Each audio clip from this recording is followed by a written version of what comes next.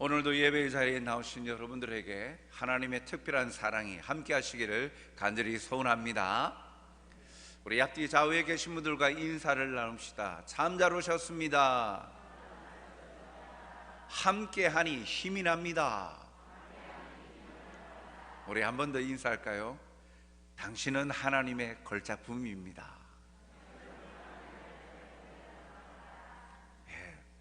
본인이 인정하든 인정하지 아니하든, 그런데 하나님은 분명하게 우리를 걸작품으로 만드셨어요.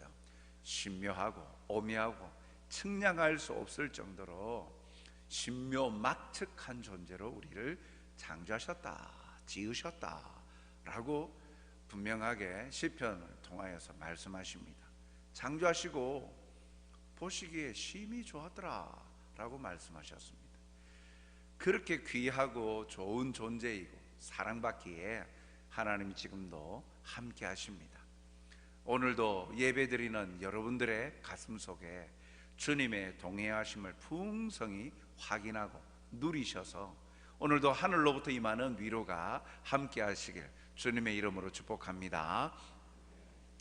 자존감이라는 단어가 있지요. 자존감, 스스로 품위를 지키고 자기를 존중하는 마음, 이게 자존감입니다. 그런데 이 자존감이라는 단어와 비슷한 어감과 더불어 이 단어가 있죠.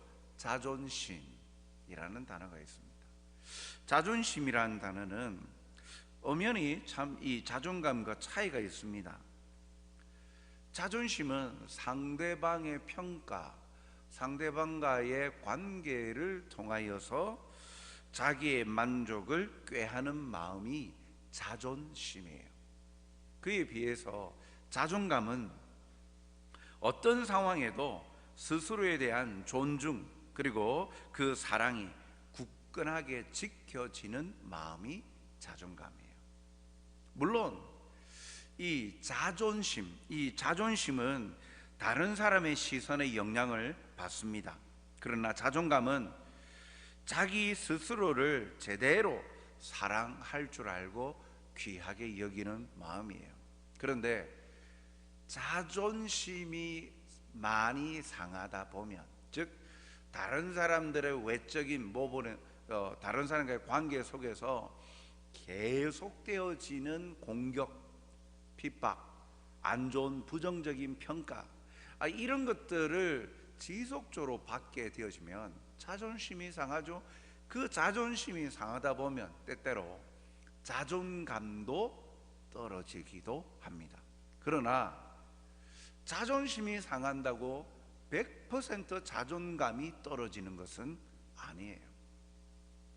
이 모든 것들을 통해서 보면 모든 것이 이 관계 속에서 나오고 있죠. 관계 속에서 우리는 살아가는 자입니다. 하나님과의 관계, 사람과의 관계, 일과의 관계, 돈과의 관계, 시간과의 관계, 환경 속에서의 모든 분위기의 정서적인 관계, 이 모든 것 나 이외의 관계 속에서 살아가는 존재이기 때문에 무시할 수 없죠.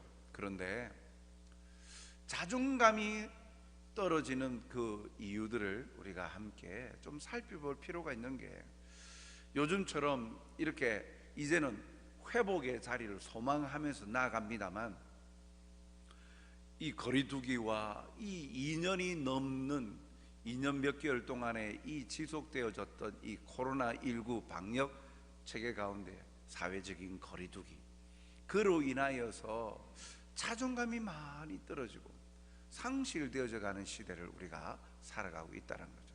다시금 일상으로 회복되어져 가는데, 그러면 방역 지침이 없어진다고 그동안에 우리가 그렇게 억눌리고 상처받았던 것들이 한순간에 회복이 될까?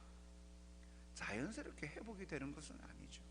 노력이 필요하고 그 해답을 찾는 것도 필요합니다. 오늘 이 본문을 통하여서 우리의 떨어진 이 자존감, 건강한 자존감을 회복하여서 참으로 우리에게 주어진 자리에서 우리의 역할들을, 사명을 감당하며 기쁨으로 행복을 누리며 살아가는 시간들이 되었으면 좋겠습니다. 먼저 우리가 오늘 살펴볼 본문에 보면 누구보다도 이 자존감이 심하게 떨어져 있는 한 사람을 발견합니다. 그는 나오미라는 여인입니다. 오늘 본문에 보면 이 떨어질 대로 떨어진 이 자존감을 가지고 있는 그러한 나오미의 모습을 보는데, 나오미는 경제적으로 어려움을 겪게 됩니다. 그리하여서 이민을 결심합니다. 룻기 1장 1절 하반절을 보니까 그 땅에 흉년이 드니라 유다 베들레헴의 한 사람이 그의 아내와 두 아들을 데리고 모압 지방에 가서 거류하였는데 라고 나오죠.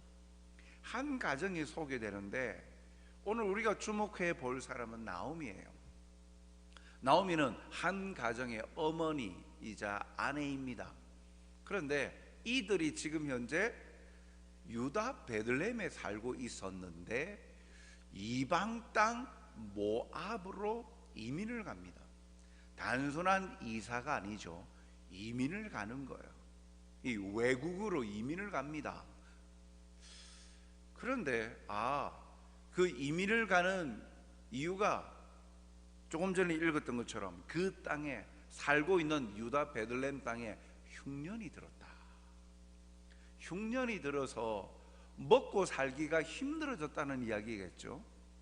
흉년이 들어서 경제적인 이 어려움을 겪게 되어지자 좀 더 나은 환경으로 눈을 돌린 것이죠. 그런데 이 이스라엘 땅보다도 인접해 있는 동편의 이 모압 땅, 평지와 평야가 있으니까 모압 땅 그곳으로 이민을 가기를 결정을 한 거예요. 그래서 이민을 갔습니다. 그 땅에 거합니다. 그 내용이 1절 하반절 이렇게 함축적으로 나와 있습니다. 그런데 사실 이 이스라엘 백성들에게 다른 나라로 이 이사를 가는 것과 더불어서 이민을 가는 문제는요, 그 일반적인 사람들에게 주어지는 의미와는 좀 다릅니다. 왜요? 이 이스라엘 민족들은요, 하나님께서 적과 꿀이 흐르는 가나안 땅, 약속의 땅으로 주셨습니다. 그래서 각 지파별로 땅을 분배해 주셨어요. 그래서 그 땅을 분배해 주시면서 이것이 너희의 기업이라 라고 하셨어요. 그래서 조상대대로 그 분배받은 그 땅에서 살아가도록 하셨어요. 즉 하나님의 보호하심과 약속이 있는 땅입니다. 그런데 그래서 대대로 그 땅을 기업으로서 받았어요. 그 경제적으로 어려워서 기업을 다른 쪽에다가 담보 삼아서 이렇게 팔았더라도 10년이 지나면 다시 돌려받아야 돼요. 왜? 하나님이 주신 땅이기 때문에. 그래서 이들에게 땅은요, 유다 베들레헴 이 이스라엘 백성들에게 땅은요 그냥 단순한 소유지 이상의 의미가 있는 거예요. 하나님의 보호하심과 약속, 하나님의 돌보심의 은혜, 이것이 함께 함축적으로 되어 있는 땅이에요. 그런데 그 땅에 흉년이 들었다. 그런데 이들은 그 땅을 버리고 갔다. 그 말은요, 기업을 포기한 것입니다. 하나님의 돌보심과 약속을 저버린 거예요. 물론 힘드니까, 흉년이 들어서 힘드니까 어디에 하나님의 돌보심이 있냐는 거예요. 그런데 상황이 안 좋아지니까 더 이상 기대하지 아니하고 인간적인 방편으로 살 길을 찾아서 떠난 거예요. 경제적인 어려움과 삶의 터전에 이 변화가 있는데, 그런데 이 나오미의 가정은 흉년으로 인하여서 그 기업인 땅에 대한 애착, 그것이 사라진 것을 끝나는 게 아니라 하나님에 대한 소망이 사라진 거예요. 지금 상황이 살기가 힘드니까 하나님이 주신 기업 그거 팔고 오히려 저기 모압 땅 평야, 그리고 그것은 풍부하다, 그곳은 흉년이 없잖아, 그곳은 지금 풍요롭잖아, 그래서 그 땅에 가서 정착해서 살자. 즉 이들의 가정의 중심은 경제적인 것이죠. 안정적인 삶이 중심인 겁니다. 잘못된 건 아니죠. 누구나 다 안정적이고 경제적으로 평안한 풍요로운 삶을 바라지요. 그런데 그 삶을 영위해 가는 데의 중심, 하나님의 돌보심이 있는데 이들은 하나님에 대한 기대마저도 소망마저도 꺾어버렸어요. 포기해버렸어요. 하나님을 돌아선 거예요. 여기로부터 사실은 비극은 시작되는 거예요. 이들의 자존감이 떨어질 수밖에 없는 거예요. 하나님과의 관계가 소원해지고 멀어지면 결국 이 하나님과의 관계 속에서 살아가야 될 인생에게 자존감이 떨어질 수밖에 없는 거예요. 어떤 일들이 나타납니까? 그렇게 풍요로운 삶의 자리로 통하여서 행복합니까? 아닙니다. 자신의 정든 땅과 그 기업을 버리고 떠난 나오미의 인생에는 행복이 아니라 흔히 말하는 불행이 찾아옵니다. 약속의 땅 베들레헴을 떠나서 모압 땅에서의 10년 생활은 예상하지 못한 큰 아픔이 찾아왔어요. 소망과 부푼 꿈을 안고 자기의 땅을 버리고 이민까지 갔는데, 그래서 그곳에서 10년을 사는데 어떤 일이 나타납니까? 자신과 함께한 모든 가족들이 죽습니다. 자신의 남편도 죽고 자신의 두 아들마저도 죽어요. 루키 1장 3절 상반절에 나오미의 남편 엘리멜렉이 죽고, 5절 상반절에 말론과 기럨 두 사람이 다 죽고, 말론과 기럨 다 여기 나오미의 두 아들입니다. 그러니까 네 사람이 이 이민을 왔는데 네 사람 중에 세 사람이 다 죽어버렸어요. 홀로 남겨진 자리에서 어느 누구도 건강한 자아를 가질 수 있습니까? 없죠. 상상할 수 없죠. 남은 자는 혹시 자기 자신 때문이라는 생각이 들지 않았을까? 하나님을 떠나는 순간 삶이 더 평안하고 더 좋아질 줄 알았는데 오히려 생각하지 못한 불행과 큰 아픔에 처하게 되어져 버린 거예요. 이런 것들이 나오미라 하여금 자존감이 상실되고 자신을 부정하게 합니다. 다시 돌아와서 만나는 사람들에게 자신을 뭐라고 말합니까? 20절 상반절을 보니까 나오미가 그들에게 이르되 나를 나오미라 부르지 말고 나를 마라라 마라. 나오미 마라. 나오미라 부르지 말고 마라라고 불러라 라고 이야기합니다. 자기의 이름을 그렇게 불러라는 거예요. 이스라엘 백성들에게 이름은요 굉장히 큰 의미죠. 왜냐하면 부모들의 신앙 고백이 이름 속에 담겨 있습니다. 그때에 부모가 자기 자녀를 향하여서 어떤 삶을 살았으면 좋겠다라는 삶의 어떤 방향, 그리고 부모들의 신앙 고백이 자녀들의 이름을 짓는 데에 투영이 되어 있어요. 그리고 자기의 이름대로 인생을 살겠다라는 목표 지향적인 삶을 살아가는 이들이 바로 이 이스라엘 민족들이에요. 그런데 이 나오미의 이름의 뜻은 나의 기쁨이라는 뜻이에요. 나오미가 부모님에게 얼마나 기쁨이 든, 그 아이가 나오미가 태어나자마자 나오미의 부모님들이 얼마나 기뻐했는지 아이의 이름을 나의 기쁨이라고 지었다.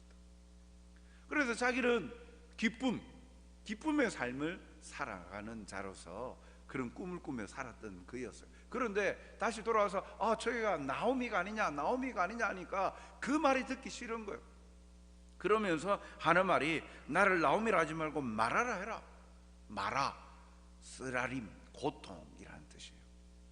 나에게는 더 이상 기쁨이 없어. 나는 기쁨이 없어. 나는 고통뿐이야. 나는 쓰라림의 인생이야. 자존감이 떨어질 대로 떨어진 사람 아닙니까? 자존감이 떨어지지 않았다면 그래 나는 행복자야. 기쁨을 소유한 자야. 그러면서 다시 그걸 기뻐하고 하는 삶을 살죠. 그런데 자신의 이름 자체, 존재 자체를 거부해 버리는 거예요. 아니야, 나는 쓰라림이야, 고통이야. 이 바닥을 치고 있다는 나오미의 자존감이 바닥을 치고 있는 거예요. 사랑하는 성도 여러분, 왜 그렇습니까? 그들의 가지고 있는 모든 것이 다 없어졌으니까요. 네.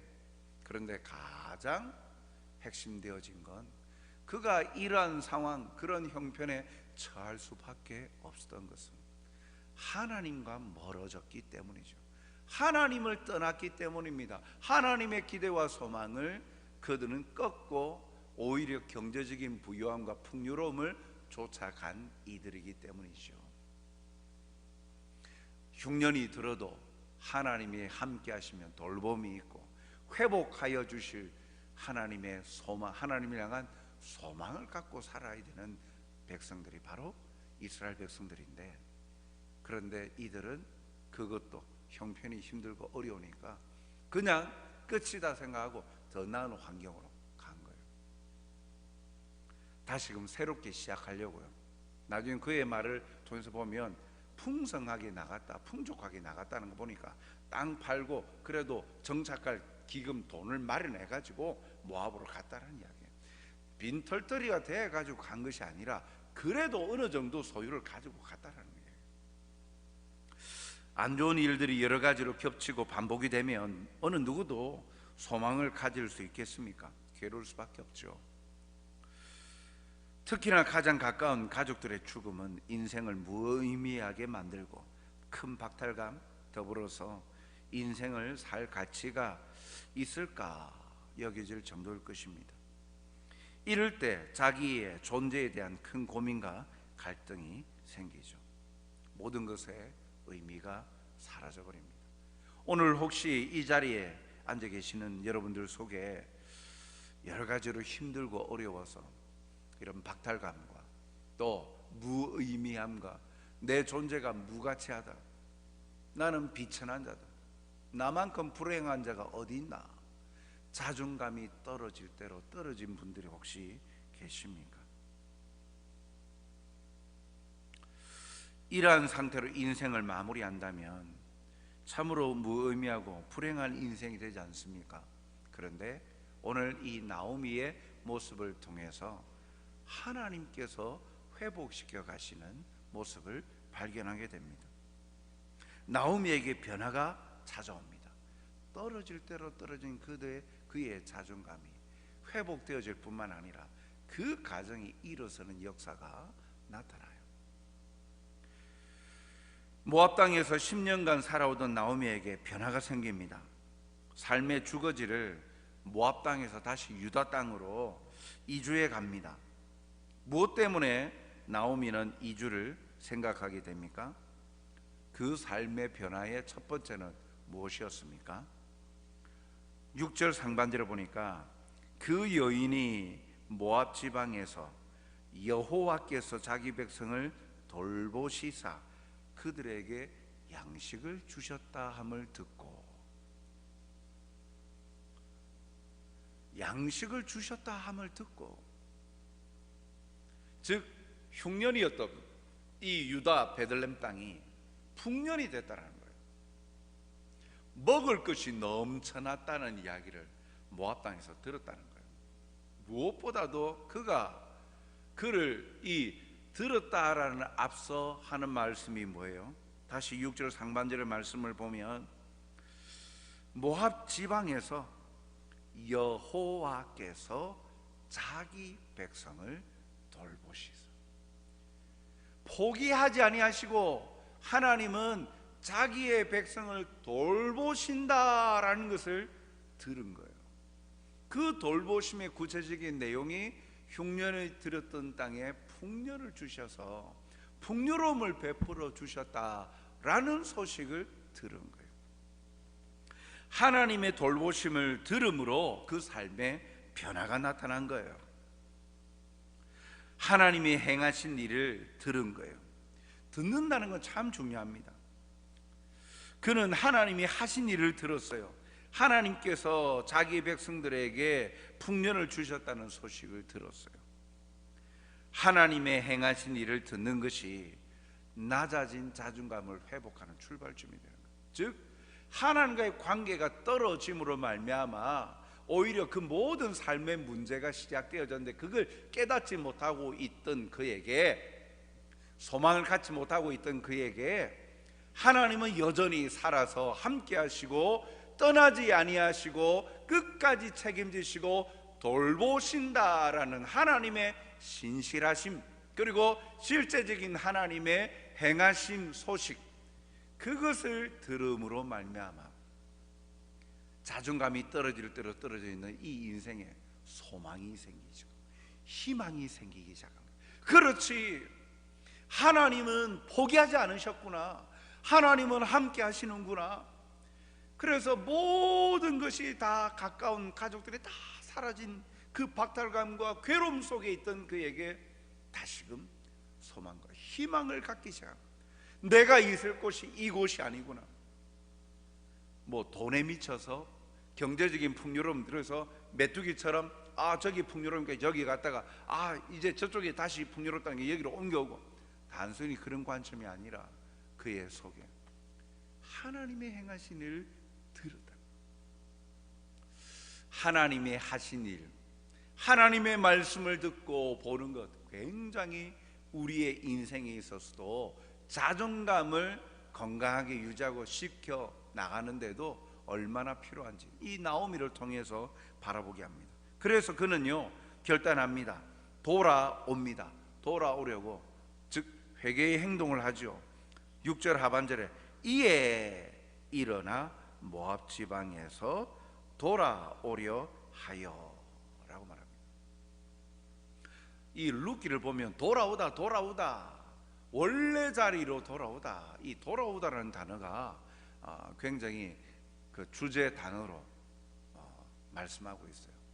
이 히브리어 슈브라는 단어인데, 즉 원래 자리, 떠나있던, 즉 믿음의 자리에서 배교하고 떠났던 이가 회개하고 돌이키는 행동, 그러니까 그것도 돌아오다라는 것이고, 물리적으로 위치적으로 떠났다가 돌아오는 것, 그것만을 말하고 있지는 않아요. 언약의 공동체가 하나님께로 돌아가는 것, 즉 회개의 의미, 회개하고 돌아오는 자들, 돌이키기입니다. 그래서 하나님께서는 이들을 통하여서 룻기 마지막에 보면 족보가 나오는데, 이 보아스로 인한 나중에는 다윗 2세 예수님에게로 이르는 구원에 대한 하나님의 마음이 이 룻기서에 담겨 있는 거예요. 이 나오미의 가정을 통하여서 하나님께서 이 말씀을 하고 계시는 것이죠.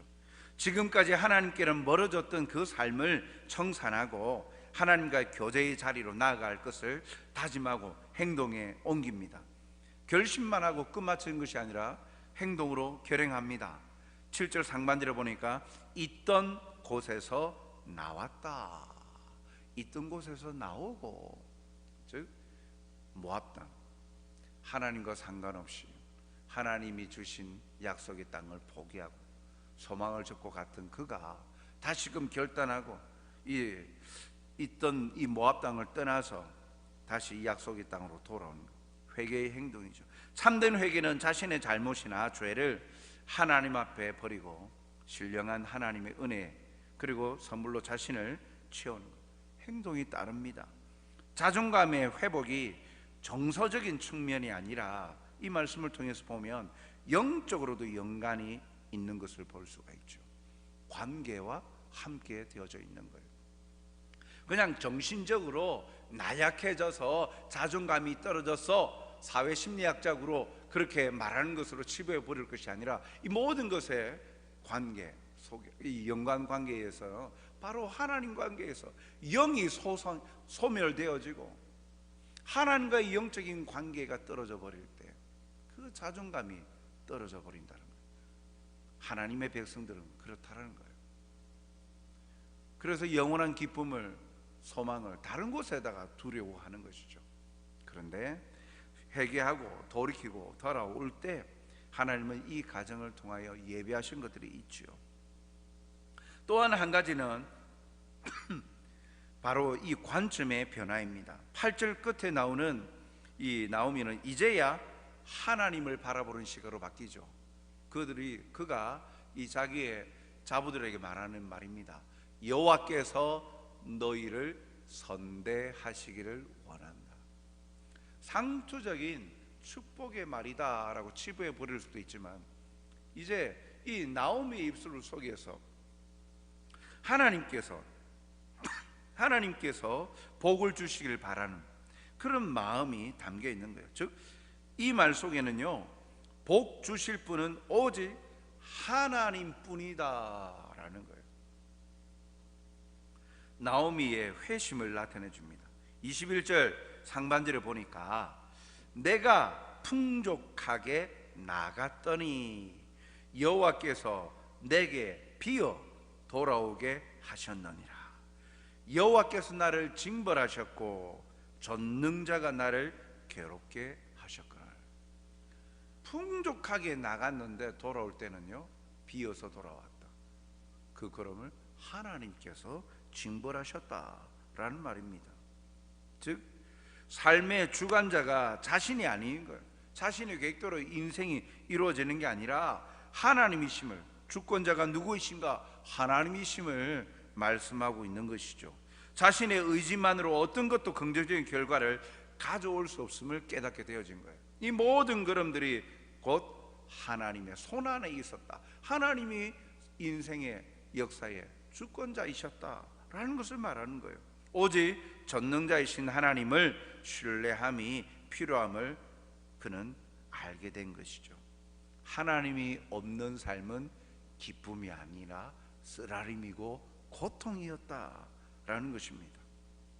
그것을 깨닫게 되어진 것이죠. 사랑하는 성도 여러분, 그럴 때 하나님은 낮아진 이 자존감에 하나씩 채워주십니다. 경제적인 어려움과 불안한 삶의 터전을 안정감 있는 삶으로 인도하죠.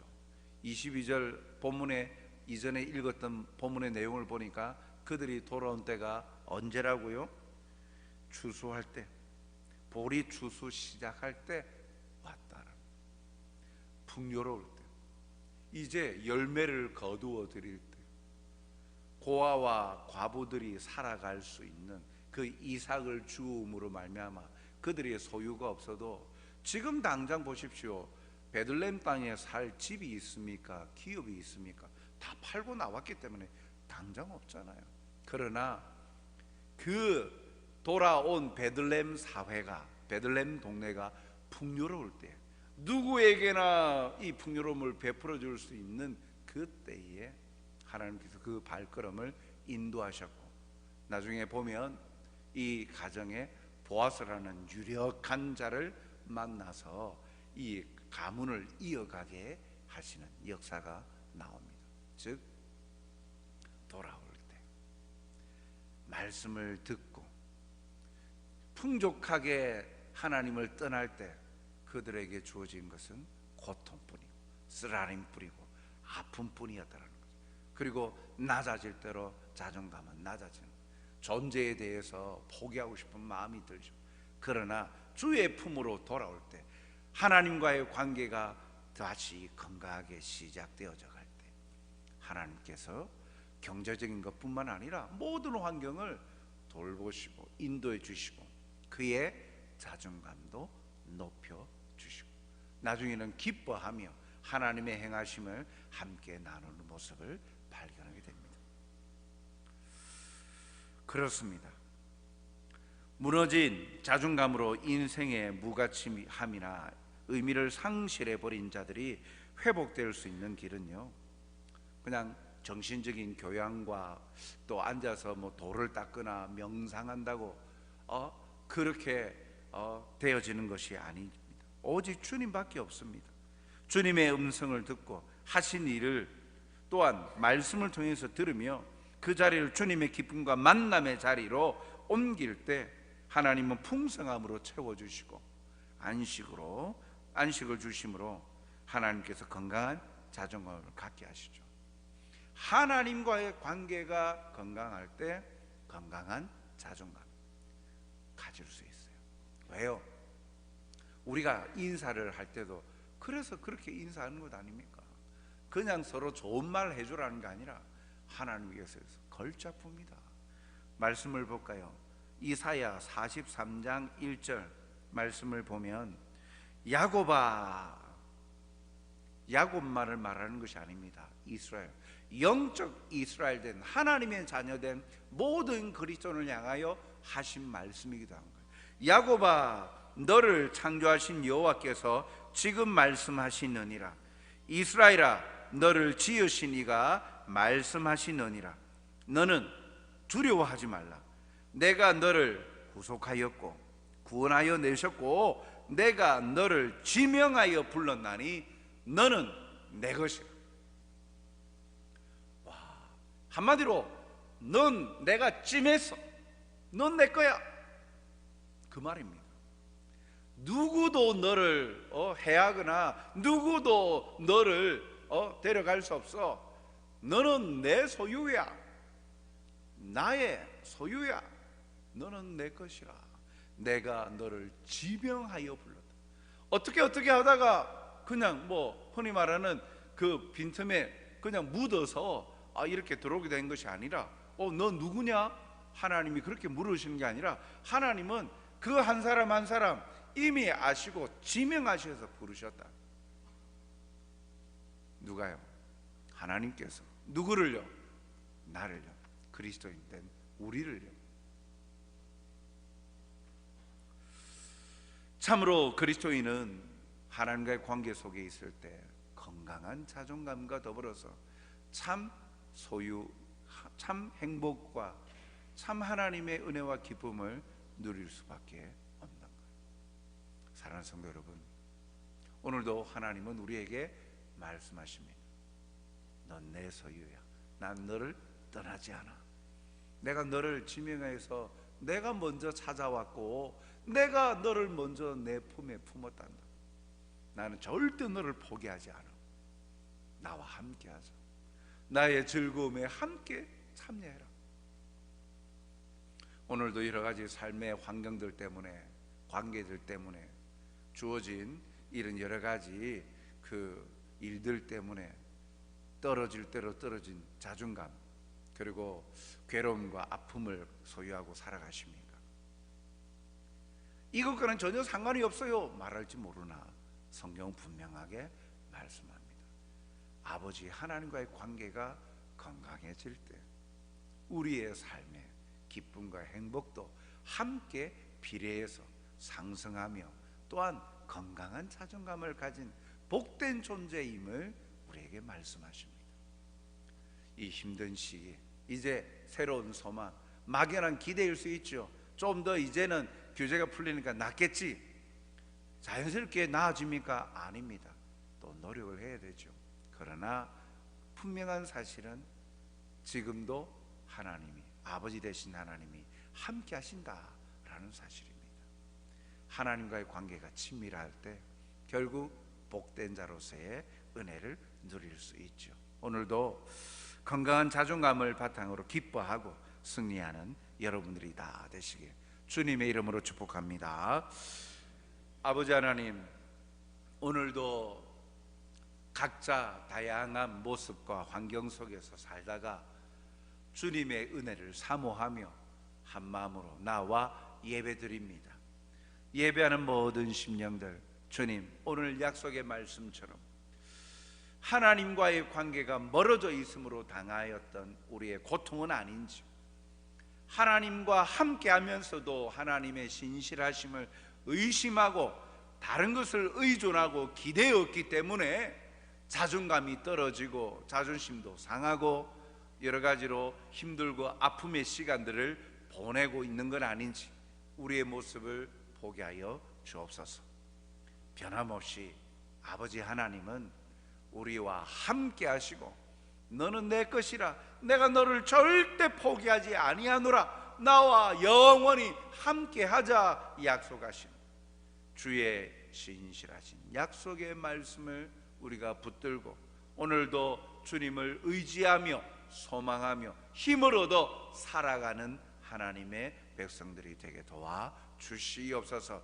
주님을 떠남이 고통임을 깨달아 주님과 함께 친밀하여 이 모든 가시밭길이라 할지라도 주께서 앞서가시고 그 뒤를 따름으로 영광의 면류관을 약속하시고 또 허락하심을 하나님 믿으며 바라며 또한 누리는 행복자가 되게 도와주시옵소서. 감사하오며 예수님 이름으로 기도하옵나이다.